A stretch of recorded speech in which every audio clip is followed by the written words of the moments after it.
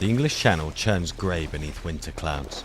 Salt spray stings the face of a 12-year-old girl gripping the rail of a Norman cog, her knuckles white beneath gloves embroidered with the golden lilies of France. Isabella, daughter of Philip the Fair, watches the chalk cliffs of Dover emerge from the mist like bones of some ancient beast. It was the last moment of freedom she would know for many years, though she could not have known it yet. The ship lurches, her stomach turns, not from the sea, but from what waits beyond those cliffs.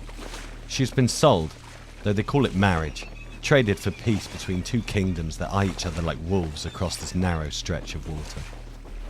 The wedding contract sits in a cedar chest below deck, sealed with wax and promises. 7 months ago, her father's men negotiated her worth in territorial concessions and military alliances. Now, she sails towards a husband she has never met, a kingdom that speaks harsh consonants, and a throne that already whispers of weakness. Wind tears at her cloak, English wind now, she supposes. It carries unfamiliar smells, wet wool, tar, the earthiness of a foreign shore. Behind her, the ladies of her household huddle together, their French chatter muffled by fur-lined hoods. They will return home after the wedding. She will not. The Bishop of Durham waits at Dover, she knows. He will smile and bow and speak French with an accent that mangles the music of it. There will be ceremonies, protocols observed with the precision of a military campaign. They will dress her in cloth of gold and parade her through the streets where Saxon faces will stare, measuring the child who comes to be their queen. Some will see hope, a French princess to civilize their young king, to bring stability after the chaos of his father's reign. Others will see only a foreign mouth to feed, another grasping hand reaching for English gold. The sailors shout in their guttural tongue as Dover's harbour opens before them. Fishing boats scatter. On the wharf, she can make out the royal standard snapping in the wind, 3 golden lions that seem to snarl at the fleur-de-lis on her own banners. Somewhere beyond those cliffs, Edward of Carnarvon waits. They say he is beautiful. They say many things. Her governess appears at her elbow, murmuring about preparations, about dignity, about the honour of France resting on her narrow shoulders. Isabella nods, but doesn't listen. In the French court, she learnt to smile when she wanted to scream, to curtsy when she wanted to run. These skills will serve her now. The ship's captain bellows orders. Ropes fly through the air like serpents. The cog shoulders against the dock with a groan of wet wood. This is the sound of arrival, of transformation. She is no longer simply Isabella of France. In 3 weeks' time, she will kneel before God and become Isabella of England, Queen at 12. Wife to a man whose name the English nobles speak in tones that shift between reverence and doubt. She steps onto English soil as the wind picks up, tearing at her cloak like invisible hands. The dock beneath her feet feels unsteady, or perhaps that is only her legs, still expecting the roll of the sea. Somewhere in the distance, church bells begin to toll, not in celebration, but in warning, a sound that will haunt her dreams. The 12-year-old girl cannot know what waits beyond those chalk cliffs, cannot know that her husband's heart belongs to another, a Gascon knight whose beauty rivals her own, cannot imagine that one day she will watch her own children turned against her, that English barons will name her adulteress and murderess, that chronicles will call her the she-wolf of France. How does a child bride become the only queen to successfully invade England? How does a devoted wife transform into the orchestrator of her husband's downfall? And how does a woman who spent decades powerless in a foreign court end up holding the fate of 2 kingdoms in her hand? The bells grow louder, and England waits. You're listening to The Crow's Tales, and this is the story of Isabella of France.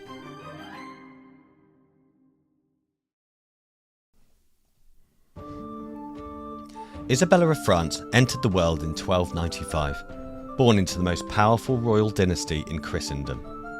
The Capetians had held the French throne for 3 centuries, their authority flowing from God himself, or so her father Philip IV insisted. They called him Philip the Fair for his golden hair, though his subjects knew that beauty masked something colder. He was the king who destroyed the Knights Templar, who moved the papacy to Avignon like a chess piece, who transformed France from a feudal patchwork into something resembling a modern state through will and calculated brutality. The palace where Isabella spent her childhood was a machine designed to project power. At the Ile de la Cité in Paris, carved saints watched from every wall. Courtiers moved through halls according to elaborate protocols that dictated who could stand where, who could speak when, and who could touch the sacred person of the king. Isabella learned these rules as other children learnt nursery rhymes. She learned that women were currency in the great game of dynasties, that her brothers would inherit kingdoms while she would be traded for one. She learned to read Latin and speak 3 languages, to dance with mathematical precision, to smile when her face felt like stone. Her father had 12 royal clerks, whose only task was to investigate the bloodlines of European nobility, searching for the perfect political matches for his children.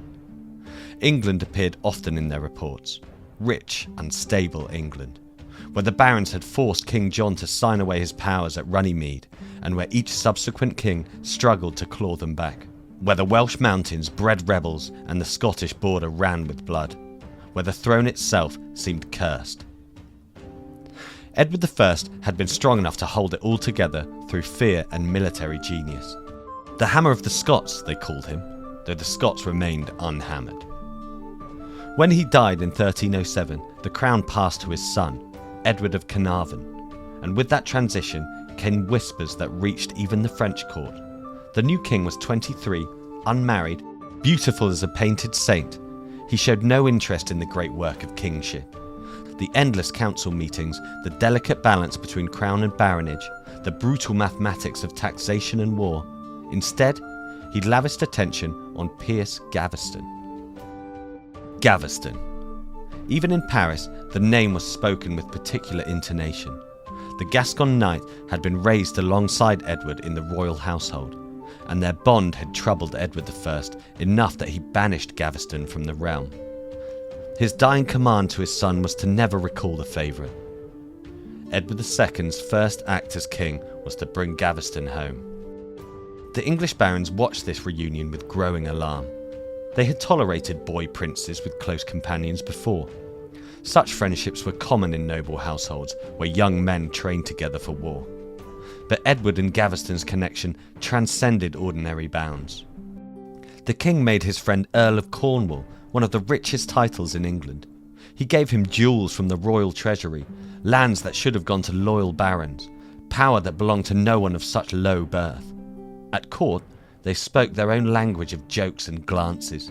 In tournaments, the king wore Gaveston's arms instead of his own. Philip the Fair observed this situation with the cold calculation that marked all of his policies. England needed stability. France needed England neutral or allied, while Philip pursued his wars in Flanders.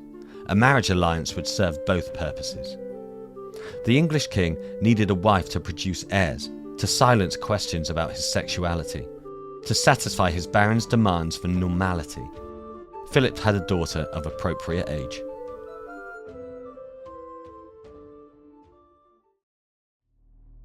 The negotiations took place in rooms where Isabella was not permitted. Men decided her worth in terms of dowry and dower lands, military commitments and trade agreements. £25,000 sterling for her maintenance, the Forest of Ponture as her inheritance, a promise of French support against the Scots. They haggled over her value like merchants at a fair. Though the merchandise in question was learning to embroider lilies on silk in a tower room, unaware her fate was being sealed. When they told her, she received the news with composure expected of a Capetian princess. Of course, she said, for the glory of France. Her governess reported that the child showed admirable dignity, though at night Isabella could be heard crying into her pillow, small, muffled sounds that she thought no one noticed. The wedding at Boulogne Cathedral in January 1308 was a spectacle designed to blind. Edward had made Gaveston regent of England in his absence, an unprecedented honour that left the English nobility seething. A Gascon upstart ruling the kingdom while the king married. But when Edward stood at the altar, he looked every inch the king of a troubadour's son. Cloth of gold caught in the candlelight, Incense rose like prayers made visible. Isabella, 12 years old in a gown that weighed more than she did, spoke her vows in a clear voice that carried to the farthest corner of the cathedral. At the feast, Edward played the role of the groom well enough, without Gaveston present to distract him. He could perform the role required.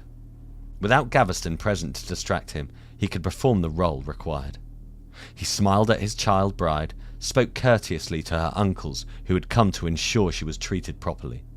For a few hours, Isabella might have believed that the marriage could work. That illusion shattered at Dover in February.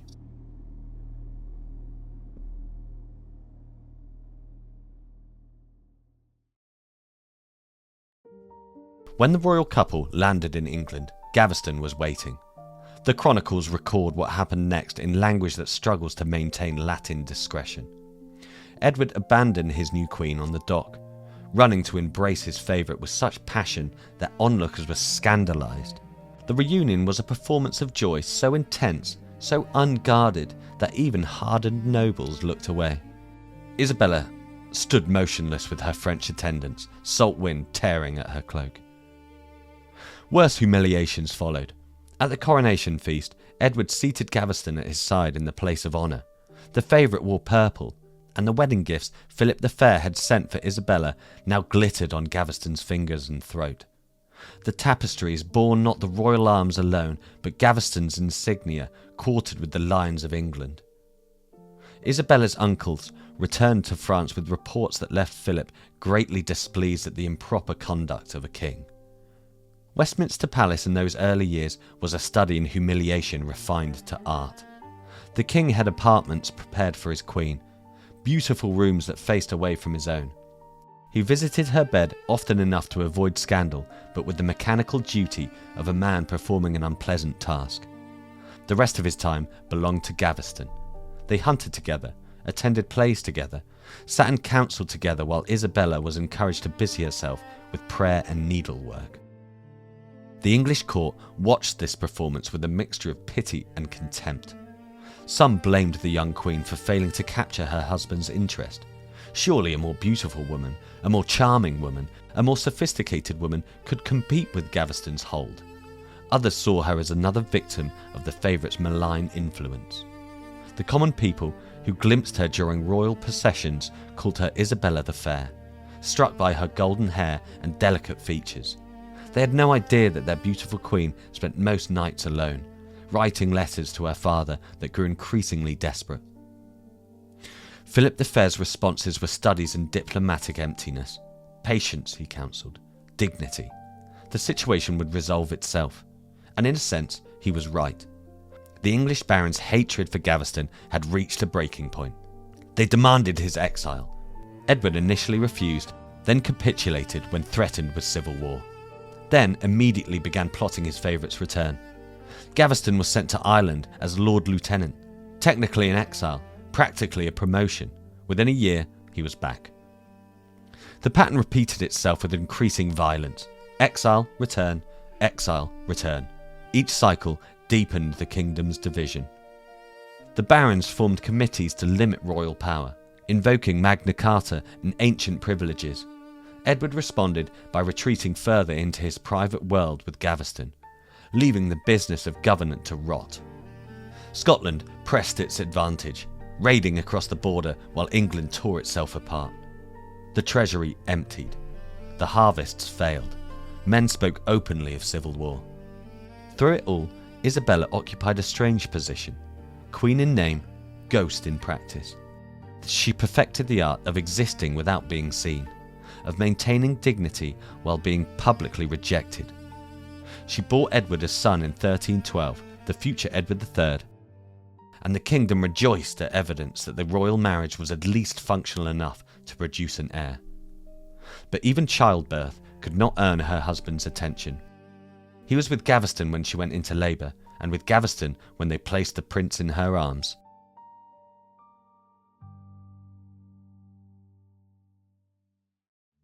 The barons' patience finally shattered in 1312.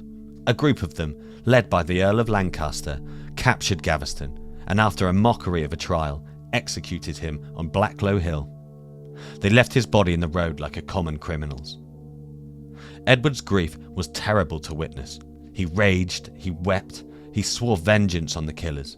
He kept Gaveston's embalmed body unburied for 3 years, unable to let go. Isabella watched her husband mourn with an expression no one could read. Some claimed they saw satisfaction in her eyes.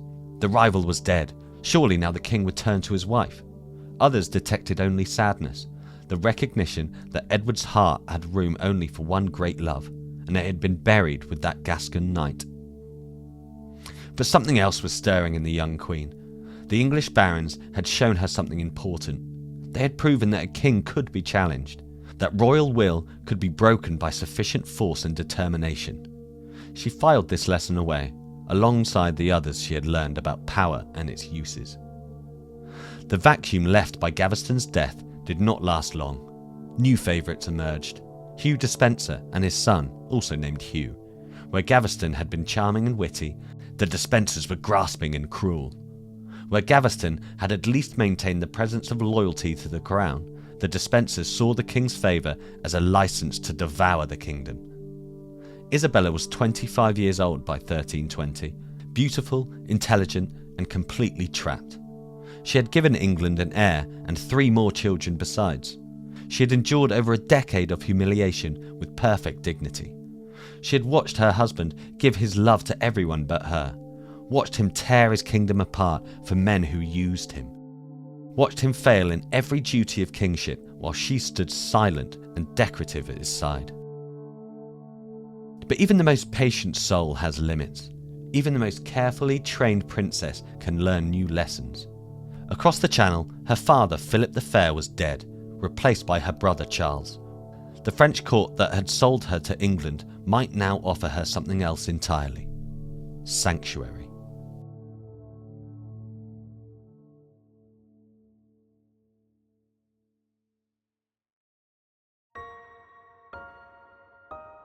The year was 1321, and Isabella stood at a window in Westminster watching smoke rise from the Surrey hills. The Despensers were burning their enemies' manors again. Hugh Despenser the Younger had learned something Gaveston never understood. The key to controlling Edward was not charm, but fear. Where Gaveston mocked the barons with wit, Despenser crushed them with law. His father provided the strategy, while the son provided the king's bed. Together, they stripped the kingdom like carrion birds. Isabella counted. 3 years since Gaveston's death. 4 children born: Edward, John, Eleanor, Joan. Each pregnancy had been a negotiation with her husband's flesh. Each birth another chain binding her to England. They were pawns in a game she was no longer allowed to play. Civil war came in spring 1322. The Marcher Lords, led by Roger Mortimer of Wigmore, rose up against the Despensers' systematic theft of their land. At Boroughbridge, Thomas of Lancaster's forces shattered against royal spears. The king watched as they hacked off his cousin's head with 3 strokes of a rusty blade. Mortimer was captured at Shrewsbury. They dragged him to the tower in chains. Isabella glimpsed him from her window. Dark hair matted with blood, expensive armour dented, pride intact despite the shackles. He looked up, perhaps by chance, and their eyes met across the courtyard. Something passed between them, quick as lightning, dangerous as plague. They hanged his followers at Hereford, 28 nobles strung up like washing. The Despensers claimed their lands, seized their wealth, erased their names from memory. Isabella's world shrank daily. Her estates were confiscated, her French servants dismissed, her movements watched. When she arrived at Leeds Castle seeking shelter, Lady Badlesmere barred the gates on the king's orders. Isabella, Queen of England, stood in the rain outside a castle that belonged to her household. She was no longer even ornamental. But kings needed queens for more than decoration. By 1325, crisis loomed with France.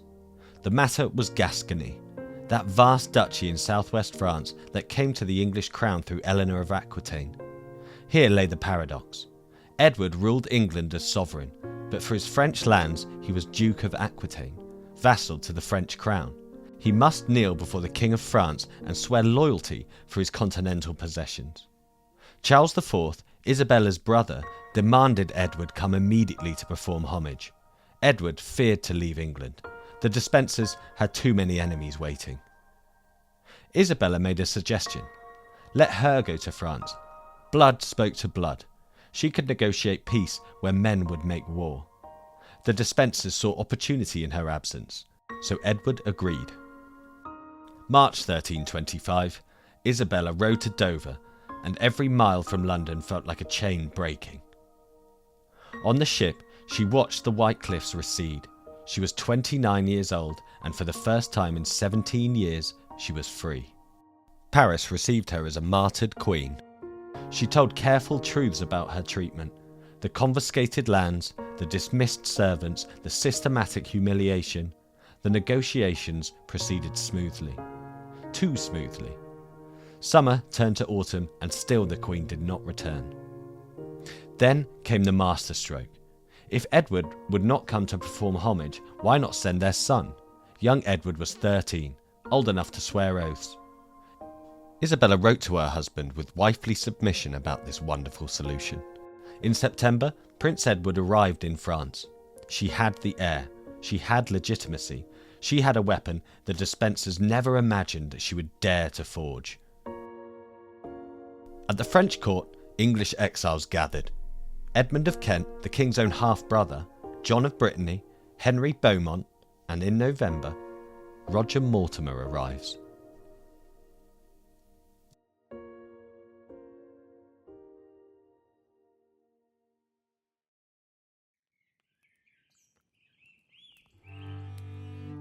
Isabella waits in her chambers at the Louvre, the ones her father once used for private audiences. Afternoon light filters through glass windows. Real glass, a luxury England's draughty halls rarely afforded. The room smells of burning applewood and the rosemaries her ladies have scattered among the rushes. She sits in a chair, positioned to catch the light, wearing blue silk that cost more than a knight's annual income. Her hands folded in her lap with practiced stillness. She hears him before she sees him. Boots on stone in the corridor outside. A stride that doesn't apologise for its presence. Her guards murmur something. A lower voice responds, amused rather than deferential. The door opens. Roger Mortimer of Wigmore fills the doorway like he was born to it. 15 months of exile have not diminished him. If anything, they have refined him. Burned away the soft edges of courtly living. His dark hair, longer now than English fashion dictates, frames a face that would be handsome if it weren't so obviously dangerous. He wears black wool, well cut but unadorned, the clothing of a man who has learned to carry his status in his spine rather than in jewels. He pauses at the threshold. His eyes find hers immediately. A smile touches the corner of his mouth. Not quite mockery, not quite invitation, but something that acknowledges the absurdity of this moment. Here they are, the abandoned queen and the escaped traitor, meeting in gilded exile while England burns. The protocol is clear. He should enter, bow deeply, and wait to be acknowledged. Instead, he steps into the room with the easy confidence of a man entering his own hall. Though his bow, when it comes, is perfect. A warrior's bow, controlled and precise, holding just long enough to show respect, but not a heartbeat longer. As he rises, their eyes meet again. This time, neither looks away.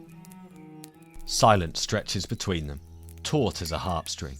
He stands where protocol demands, in the centre of the room, but his presence seems to fill every corner. She can smell him, leather and horse and something sharper, like iron or blood or perhaps just danger. Her fingers, so carefully stilled, want to move.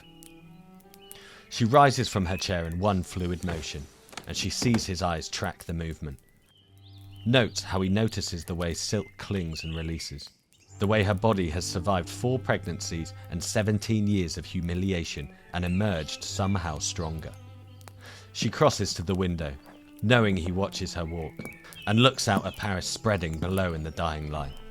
When she turns back, he has moved closer, not enough to be improper, but enough so she can see the scar on his jaw, the lines around his eyes that speak of laughter and violence in equal measure. His gaze is steady, patient, waiting. The air between them feels combustible. She thinks of that moment in the tower courtyard when he was in chains and she was in a different kind of captivity, when their eyes met across impossible distance and recognized something in each other. Now there are no chains visible, but both of them are bound by things stronger than iron. Fury, ambition, a hunger that 17 years of marriage to Edward never satisfied. He tilts his head slightly, studying her with an intensity that should be insulting, but instead feels like being truly seen for the first time. His smile deepens, and she realizes he knows exactly what she is thinking. That he has been thinking it too since the moment he walked through that door. Perhaps since that moment in the tower. Perhaps since before either of them knew the other existed, when fate was already weaving their threads together.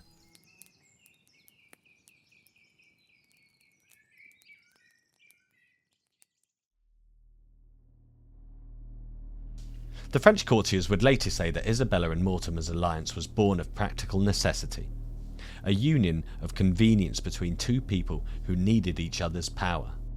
But those who were in that room, the servants who pressed ears to doors, the guards who stood watch, would remember the charged silence, the way the very air seemed to shimmer between them, the sound of Isabella's breath catching when Mortimer finally spoke her name. By Christmas, the court whispers. They are never alone. Propriety demands witnesses, but witnesses can see how their hands almost touch when reaching for wine, how their eyes hold conversations their lips cannot voice, how she leans towards him like a plant towards sun. This is not the calculated alliance of politics. This is combustion. At the Christmas feast, Isabella appears in widow's weeds, black silk that makes her skin luminous. She declares herself a widow whose husband has been murdered by the dispensers. Mortimer watches from across the hall, and the look that passes between them could melt stone. That night, for the first time, he comes to her chambers. What happens behind closed doors the chroniclers cannot say, will not say, but afterward, everything is different. They move as two bodies with one purpose. Spring 1326, Charles cannot harbour his sister while she defies her husband, but Mortimer has already found their answer. Hainault, where Count William has marriageable daughters and continental ambitions. Prince Edward will wed Philippa of Hainault for ships, gold, and 700 men. September 24th, 1326. The invasion fleet appears off the Suffolk coast at Orwell. Isabella steps onto English sand wearing armour that catches the morning sun like holy fire. This is theatre and sacrament combined. The wronged queen returning as warrior saint. Beside her, young Prince Edward carries his sword with trembling hands. Behind them, Mortimer marshals their tiny force with the confidence of a man who knows that armies do not win revolutions. Righteousness does. The first village they enter erupts in joy. Bells ring in celebration. People pour from their homes, falling to their knees, weeping with relief. They kiss the hem of Isabella's cloak. They throw flowers before her horse. They lift their children to see the queen who has come to save them.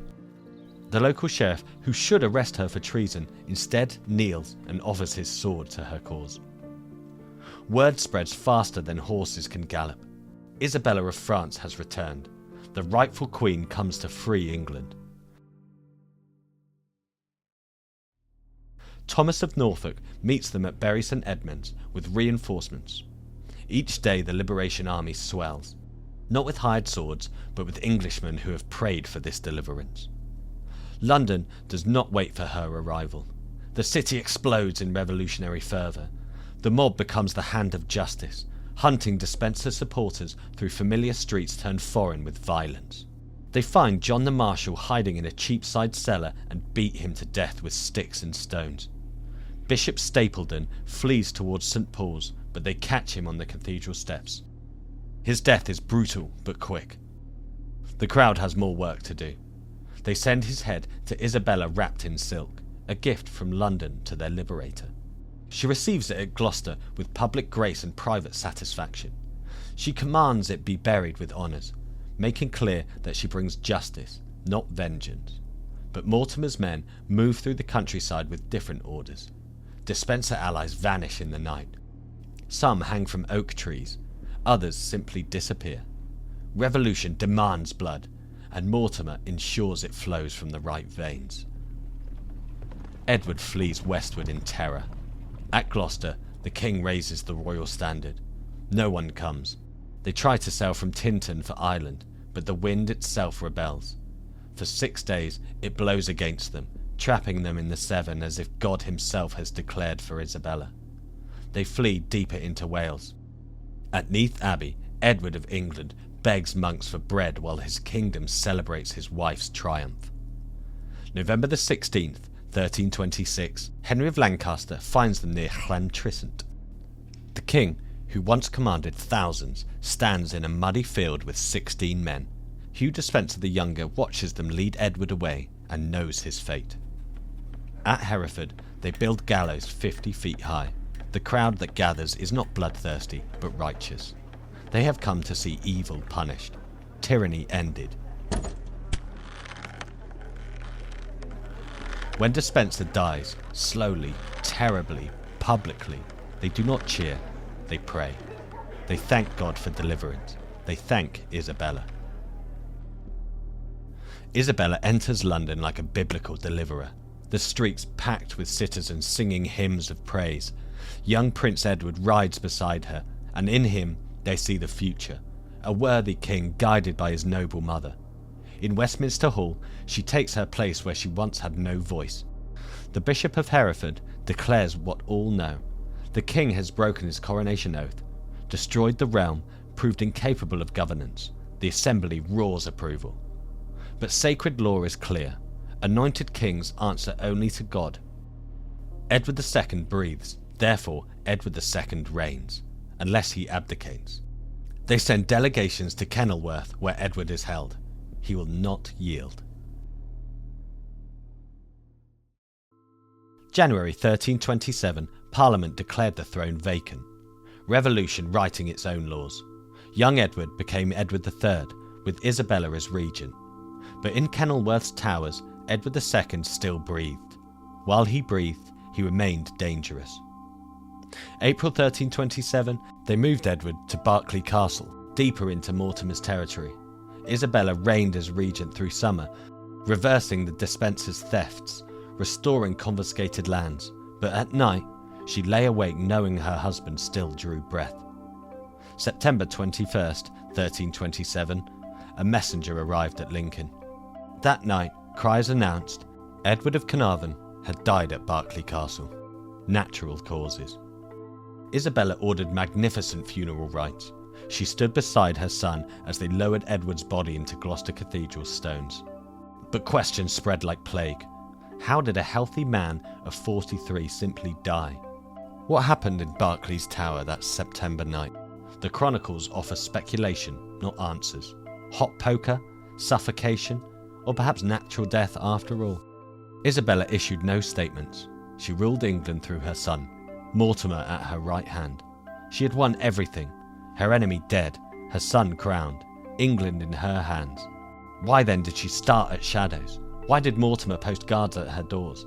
To keep dangers out or secrets in? Victory tasted of ashes and ambition.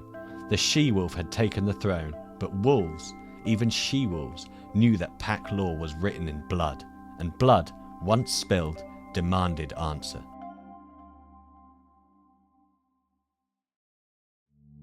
For 3 years, Isabella ruled England through her son. She sat beside Edward III at council meetings, her hand on his shoulder, a gesture both maternal and controlling. Mortimer stood behind them, no longer in shadows but blazing with borrowed power. They reversed the damage of the Despencer years with systematic precision. Confiscated lands returned to their rightful owners. Exiled lords came home. The machinery of government, seized and rusted under Edward II's negligence, began to turn again. But power is a poison that works slowly. Mortimer, who had entered France as her equal in exile, now styled himself Earl of March, a title he invented from nothing, claiming lands in Wales that had never been united under one lord. He walked through Westminster as if he owned it. Men who should bow to the young king bowed to Mortimer first. When Parliament met, representatives looked to him for signals on how to vote. Isabella watched her lover transform into something she recognised too well, another favourite, drunk on proximity to the throne. The difference was that this time, she was the throne. When nobles complained about Mortimer's presumption, they complained to her. When he ordered executions without trial, it was her authority he claimed. The liberator queen, who had freed England from tyranny, now presided over a different kind of tyranny, one that wore her face. The young king grew into his fame and grew into his understanding. Edward III was 17 by 1330, married to Philippa of Hainault, expecting his first child. He had his grandfather's warrior bearing, his mother's intelligence, and something neither parent possessed: patience. He smiled when Mortimer spoke over him in council. He nodded when his mother redirected his commands. He waited. The crisis came at Nottingham Castle in October 1330. Parliament had gathered, and with it all the accumulated resentment of 4 years of Mortimer's rule. The young king moved with the precision his mother had once shown. Secret passages, loyal guards, a nighttime arrest. Mortimer was seized in Isabella's own chambers. They dragged him to London as he once dragged others. This man who had escaped the tower only to return to it in chains. The trial was swift, the outcome predetermined. Mortimer was condemned for assuming royal power, for the murder of Edward II, though that charge was whispered rather than shouted, and for leading the Queen astray. They hanged him at Tyburn like a common criminal, his body left on the gallows for 2 days before Isabella was permitted to have it cut down for burial. Isabella did not plead for her lover's life. She understood the mathematics of power too well. Her son needed to rule without shadows, and Mortimer had become the largest shadow of all. When they came for her, she was ready. But Edward III surprised everyone. He did not execute his mother. He did not imprison her. He did not formally depose her. He simply, quietly, removed her from power.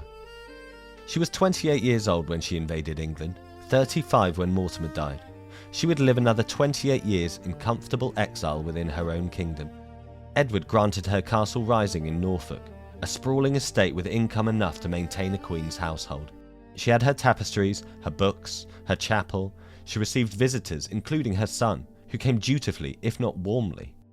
She watched from a distance as Edward III transformed into the warrior king England had always craved. He would crush the Scots at Halidon Hill, humble the French at Crécy and Poitiers, create the Order of the Garter, and launch the 100 Years' War that would define both nations for generations. He claimed the French throne through her Carpathian blood, the ultimate irony. The son of the she-wolf became the leopard of England, one of its greatest medieval kings, everything his father never was and his grandfather had dreamed of being. Isabella of France was a 12-year-old girl sold to a cold kingdom, who survived humiliation and abandonment to become the only queen to successfully invade England. She freed a nation from tyranny and then became a tyrant. She found love in exile and lost it to the same forces that had destroyed her husband. She was not a she-wolf, but something more dangerous. A woman who learned to play by men's rules and beat them at their own game, only to discover that winning and ruling are different arts entirely. At Castle Rising, in her final years, Isabella kept a psalter, a book of prayers, that still survives today. In its margin, someone had written in Latin, "Remember me." Not "Remember Isabella the Queen," or "Remember the she-wolf," or "Remember the liberator." Just "Remember me." It's as if she knew that history would struggle to remember her as she truly was. Neither devil nor angel, but devastatingly and brilliantly human.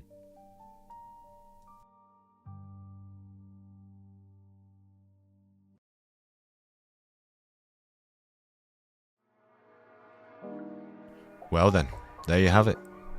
If you've listened this far and like what you've heard, consider liking and subscribing. Also hit that notification bell to be notified of future stories. I release a new one every Sunday.